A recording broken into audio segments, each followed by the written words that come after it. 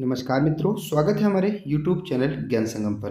मित्रों, आज की वीडियो में हम आपको आरआरबी, एनटीपीसी या फिर रेलवे के पीवाईक्यू करवाने जा रहे हैं। इसमें से हमारा आज टॉपिक रहेगा कला एवं संस्कृति। ठीक है, तो आज का टॉपिक हमारा रहेगा कला एवं संस्कृति। इसमें हम आपको पीवाईक्यू कराएंगे। इसके पहले मैं 50 क्वेश्चन यानी कि फर्स्ट पार्ट करवा चुका हूँ। अगर आपने नहीं देखा तो आपको नीचे जो है डिस्क्रिप्शन पे उसका वीडियो का लिंक मिल जाएगा, या फिर आप चैनल विजिट करके आप वीडियो देख सकते हैं। तो आज की इस वीडियो में हम प्रमुख पीवाईक्यू चर्चा करेंगे। जैसे मैं आपको एक इंडेक्स दिखाना चाहूँगा। प्रमुख जनजातीय त्यौहार, आपको पता होगा जनजातीय टॉपिक से कितने महत्वपूर्ण क्वेश्चन बनते हैं। ठीक है, और प्रमुख रचनाएं, ठीक है, और जैसे कालिदास की रचनाएं हो गया, और प्रमुख संगीत घराने एवं वादक केंद्र तथा उनके वादक कौन थे, उन व्यक्तियों विशेष के बारे में बताएंगे। तथा चित्रकला यानी कि मधुबनी कहाँ की चित्रकला है, जैसे मिथिला बिहार की। इस प्रकार हम इसमें 50 क्वेश्चन डिस्कस करेंगे और ये 50 क्वेश्चन पीवाईक्यू रहेंगे।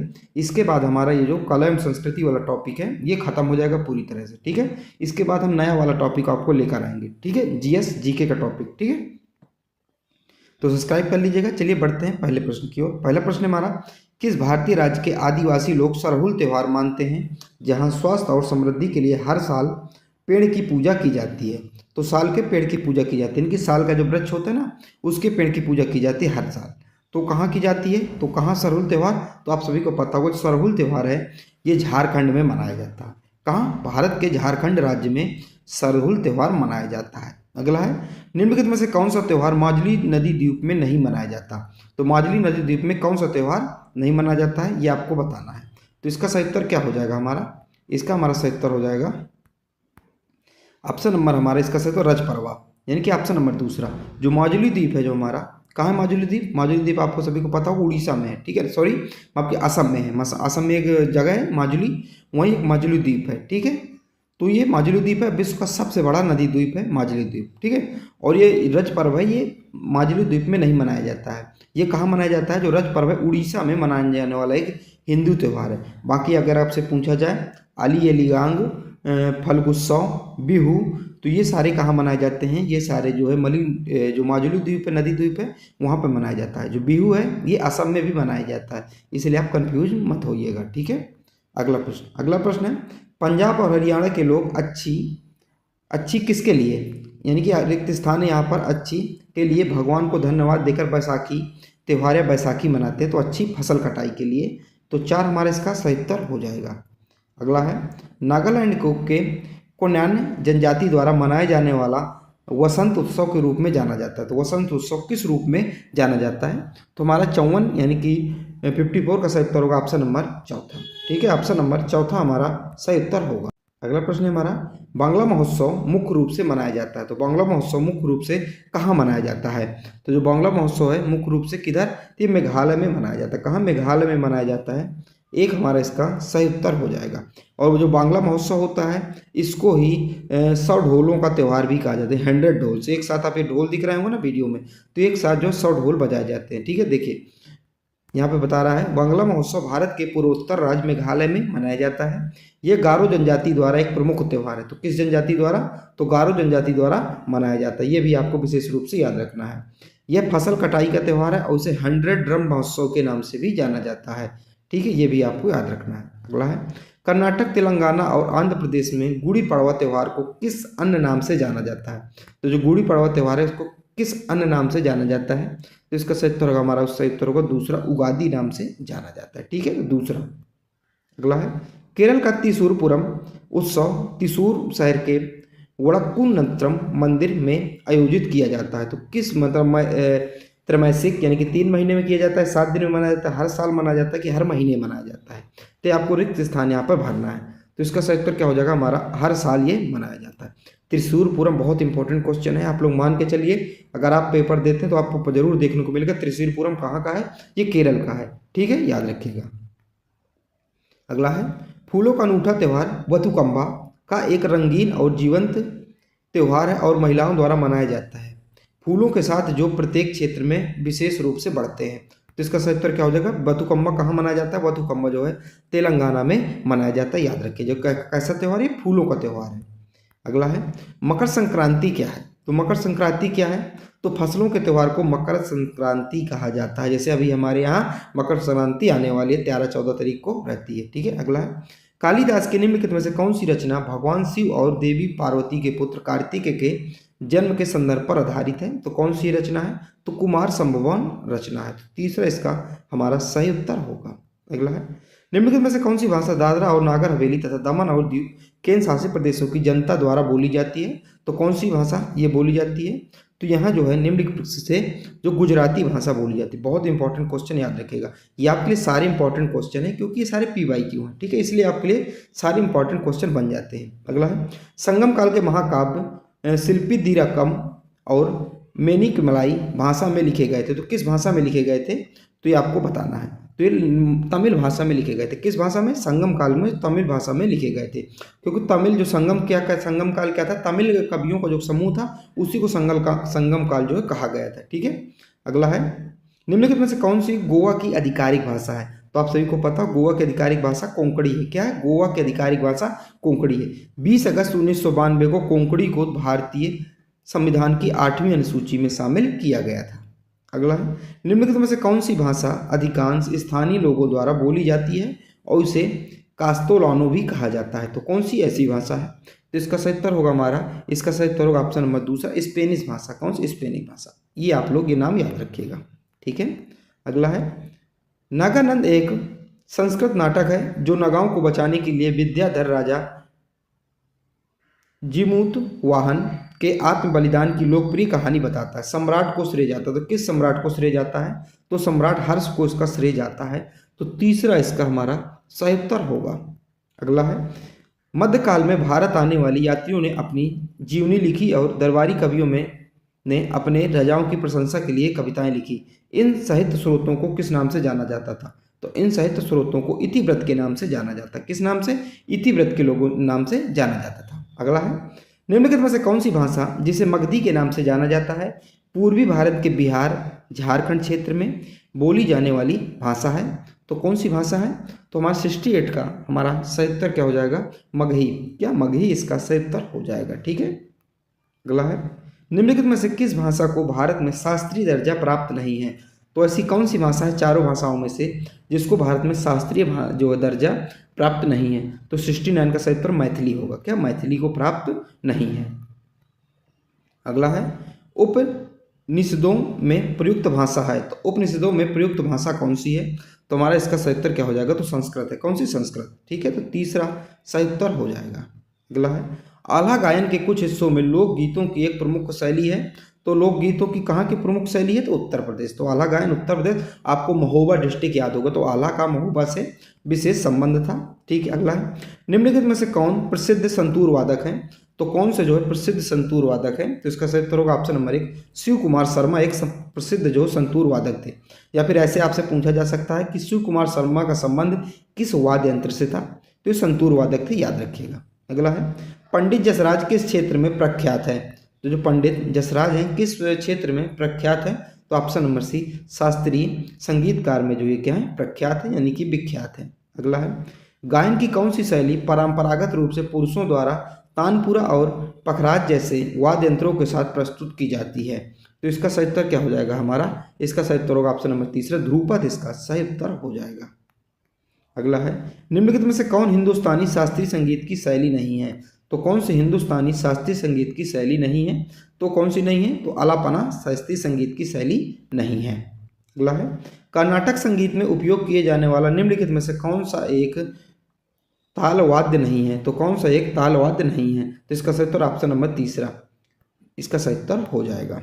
अगला है उस्ताद मोही बहाउद्दीन डागर निम्नलिखित में से किस वाद्य यंत्र से संबंध प्रसिद्ध संगीतकार हैं? तो इनका जो नाम दिया गया है किस वाद्य यंत्र से इनका संबंध था? तो अच्छा बजाते, तो इसका रुद्रवीणा इसका सही उत्तर हो जाएगा। ठीक है, अगला है समकालीन कर्नाटक संगीत में कितने मेलकर्ता राग हैं? तो समकालीन जो कर्नाटक संगीत था उसमें कुल कितने मेलकर्ता कर्नाटक हैं? तो इसमें राग हैं, तो इसका सही उत्तर 72 राग है। कितने? 72 राग है, 72 यहाँ से सही उत्तर हो जाएगा। अगला है नाट्यशास्त्र में भरत मुनि ने वाद्य यंत्रों को कितने समूहों में बांटा है? नाट्यशास्त्र में भरत मुनि ने जो वाद्य यंत्र है हमारे 4 भागों में बांटा। कौन कौन से 4 भाग है? देखिए इनमें से अवनरुद्ध वाद्य यंत्र, घन वाद्य यंत्र, सुधीर वाद्य यंत्र और ये तात वाद्य यंत्र। तात का मतलब जो तार से वाद्य जैसे बजा, जैसे बीड़ा हो गया। सुधीर मतलब हो गया जैसे सुरीला, जब फूंक मार के बजाया जाता है। घन मतलब जिनको कठोर, जैसे ड्रम हो गया, साइड ड्रम हो गया, इससे बजाया जाता है। तो ये सारी चीजें हैं, ठीक है। तो 4 समूह में वाद्य यंत्रों को बांटा गया। अगला है कंजीरा, दक्षिण भारत का एक फ्रेम ड्रम है जिसमें चमड़ा आमतौर पर छिपकली का लगा होता है, जिसमें गोलाकार के फ्रेम पर फैलाकर चिपकाया जाता है। तो गोलाकार जो फ्रेम किसका होता है? ये सूखे कद्दू का होता है, लकड़ी का होता है, इस्पात का होता है, कांसे का होता है। तो ये लकड़ी का होता है। तो यहाँ पे जो रिक्त स्थान है लकड़ी चला जाएगा। अगला है मोहन बीड़ा, एक संशोधित हवाईयन गिटार जिसे हिंदुस्तानी स्लाइड गिटार के रूप में जाना जाता है, द्वारा मनाया जाता है और लोकप्रिय माना जाता है। तो किसने इनको जो है लोकप्रिय बनाया है? हवाइन गिटार को, जिसे हिंदुस्तानी स्लाइड गिटार कहा जाता है। तो इसको किसने जो है विख्यात बनाया है? तो किसने विख्यात बनाया है? तो 81 का हमारा सही उत्तर हो जाएगा विश्व मोहन भट्ट ने बनाया है। तो जी इसका सही उत्तर 1 हो जाएगा। अगला है निम्नलिखित में से कौन कर्नाटक संगीत का प्रतिपादक नहीं है? तो कौन जो है कर्नाटक संगीत का प्रतिपादक नहीं है? तो 82 का हमारा सही उत्तर हो जाएगा 4, किशोरी अमोनकर। तो ये जो है सही उत्तर हो जाएगा। बाकी ये तीनों क्या हैं? इनके कर्नाटक संगीत के प्रतिपादक है। वो चाहे MS सुब्बुलक्ष्मी हो, प्रिया सिस्टर्स हो या फिर बॉम्बे जयश्री हो। अगला है वन गीत यानी कि वन प्रकृति गीत मुख्य रूप से के लोकगीत का एक रूप है। तो किसका एक रूप है? तो 83 का हमें सही उत्तर हो जाएगा असम। क्या हो जाएगा सही उत्तर? असम इसका सही उत्तर होगा। अगला है निम्नलिखित में से किसने हिंदुस्तानी शास्त्रीय संगीत में गिटार को एक वाद्य यंत्र के रूप में लोकप्रिय बनाया? तो हिंदुस्तानी शास्त्रीय संगीत का किसका बड़ा योगदान था जिसने गिटार को एक पहचान दिया? तो इसका सही उत्तर होगा ऑप्शन नंबर दूसरा, पंडित बृजभूषण काबरा। तो दूसरा इसका हमारा सही उत्तर हो जाएगा। ठीक है। अगला प्रश्न है डॉक्टर लक्ष्मी नारायण सुब्रमण्यम एक भारतीय हैं जिनको 2001 में प्रतिष्ठित पद्म भूषण से सम्मानित किया गया था। तो ये किस संगीत यानी किस वाद्य यंत्र से संबंधित है? तो इसका सही उत्तर होगा हमारा ऑप्शन नंबर 1 यानी कि वायलिन वादक। तो वायलिन वादक है ये। अगला है तराना गायक पंडित रतन मोहन शर्मा घराने से संबंधित हैं। तो किस घराने से संबंधित थे? तो इसका हमारा सही उत्तर हो जाएगा मेवाती घराने से संबंधित थे। तो ये इसका सही उत्तर मेवाती घराना। अगला है भारतीय शास्त्रीय गायक पंडित जसराज किस घराने से संबंधित थे? तो पंडित जसराज जी का भी संबंध जो है मेवाती घराने से था। तो दूसरा सही उत्तर होगा। अगला है दादरा ताल नामक हिंदुस्तानी शास्त्रीय ताल में कितनी ताल हैं? तो इसमें कितनी ताल हैं? तो 88 का सही उत्तर होगा ऑप्शन नंबर दूसरा। इसमें कुल 6 ताल है। कितनी? 6 ताल है। अगला है संगीत रत्नाकर संगीत पर सबसे पुराना ग्रंथ द्वारा रचित है। तो सबसे पुराना ग्रंथ किसके द्वारा रचित है? तो इसका सही उत्तर हो जाएगा 89 का हमारा सही उत्तर होगा दूसरा यानी कि सारंग देव द्वारा रचित है। तो ठीक है, याद रखिएगा। ये प्रश्न जो है पूछे जाते हैं, पूछे ही गए हैं क्योंकि ये सारे PYQ, इसलिए आपके जो है ये महत्वता बढ़ जाती है कि आप इनको अच्छे से समझें। अगला है निम्नलिखित में से किस तिगड़ी को कर्नाटक संगीत की त्रिमूर्ति कहा जाता है? तिगड़ी का मतलब होता है 3 लोगों का समूह। तो किस तिगड़ी को कहा जाता है? तो इसका सही उत्तर होगा ऑप्शन नंबर तीसरा, त्यागराज और मुधुस्वामी दीक्षितार और श्यामा शास्त्री। तो तीसरा इसका सही उत्तर हो जाएगा। इन तिगड़ी को कर्नाटक की संगीत त्रिमूर्ति कहा जाता है। अगला प्रश्न है हमारा अगर अल्लाह राखा कुरैशी जिसे अल्लाह राखा के नाम से जाना जाता है के एक भारतीय वादक हैं। तो किसके एक भारतीय वादक हैं? तो 91 का सही उत्तर होगा ऑप्शन नंबर तीसरा, तबला।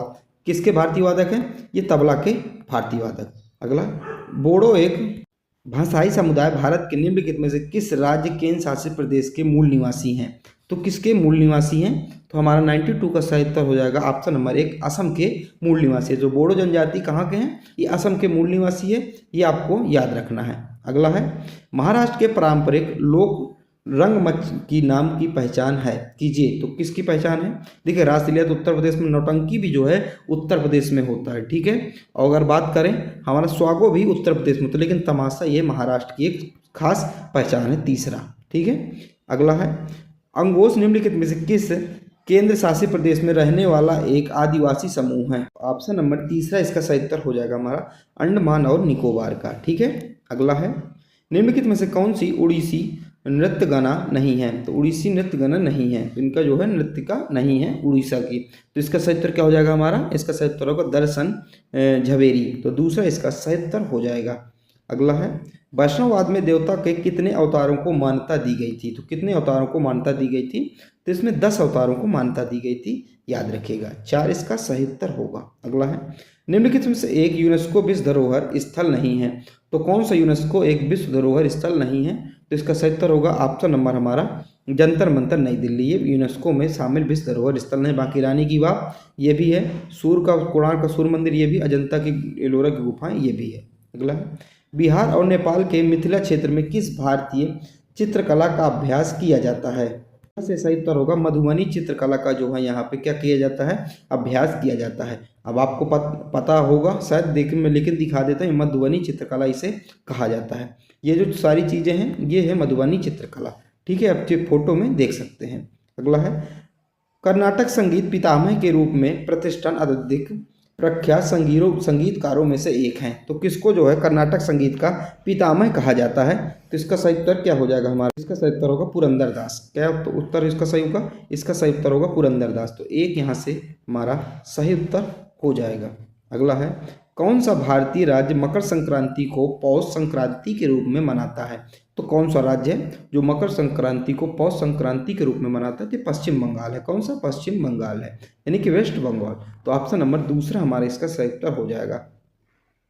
इसके साथ ही मैंने आपको पूरे जो है 100 प्रश्न करवा दिए। इसमें से 50 पहले पार्ट में और 50 इस सेकेंड पार्ट में, टोटल होगा 100 प्रश्न आपको, ठीक है। 100 प्रश्न है और ये 100 प्रश्न जो है PYQ हैं। और ये भारतीय संगीत कला, यानी कि अगर बात करें आर्ट एंड कल्चर, यानी कि कला एवं संस्कृति से PYQ हैं। इसके पहले मैंने वर्ल्ड जियोग्राफी और हिस्ट्री, पॉलिटी और इंडियन जियोग्राफी, इकोनॉमिक्स, ये सारे PYQ करवा दिए। अगर आपने नहीं देखा तो चैनल विजिट करके आप जरूर देखिए और अपनी तैयारी को बेहतर कीजिए। जय हिंद, जय भारत।